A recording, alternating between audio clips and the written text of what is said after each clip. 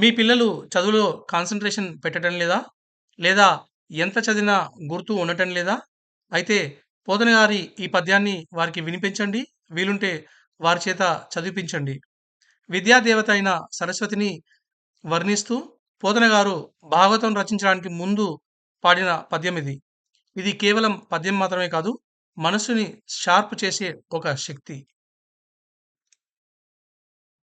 అంబ నవాంబుజోజ్వలకరాంబుజ శారద చంద్రచంద్రికాడంబర చారుమూర్తి ప్రకట స్ఫుటభూషణ రత్నదీపికా చుంబిత దిగ్విభాగ శృతి సూక్త వివిక్త నిజ ప్రభావ భావాంబర వీధి విశ్రుత విహారిణి నన్ కృపచూడు భారతి.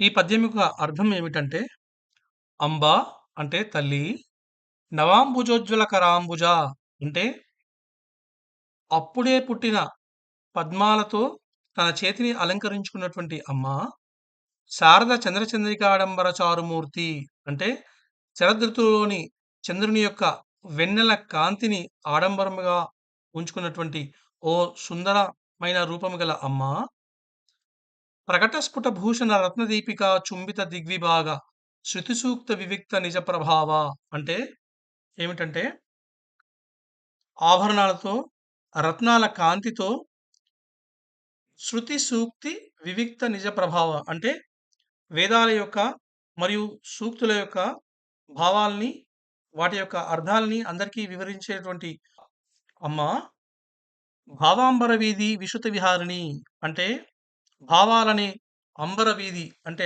ఆకాశ వీధిలో విస్తృతంగా విహరించే అమ్మ, నన్ను కృపచూడు భారతి అంటే నన్ను కూడా దయచూడు తల్లి అని పోతనామాత్యుడు భారతీ దేవిని అంటే సరస్వతి మాతని ప్రార్థిస్తున్నాడు. అంటే తన ఉద్దేశ్యం ఏమిటంటే, ఎలాగైతే నువ్వు ఆకాశం ఆకాశమంత భావాల్లో విహరిస్తూ అన్నిటినీ నువ్వు అర్థం చేసుకుంటూ ఉంటావో, అలా నేను కూడా అర్థం చేసుకొని ఈ యొక్క గొప్ప భాగవత రచనని పూర్తి చేసే భాగ్యాన్ని, అటువంటి శక్తిని నాకు ప్రసాదించు తల్లి అని పోతనామాతుల వారు సరస్వతి మాతని ప్రార్థిస్తున్నటువంటి పద్యం ఇది.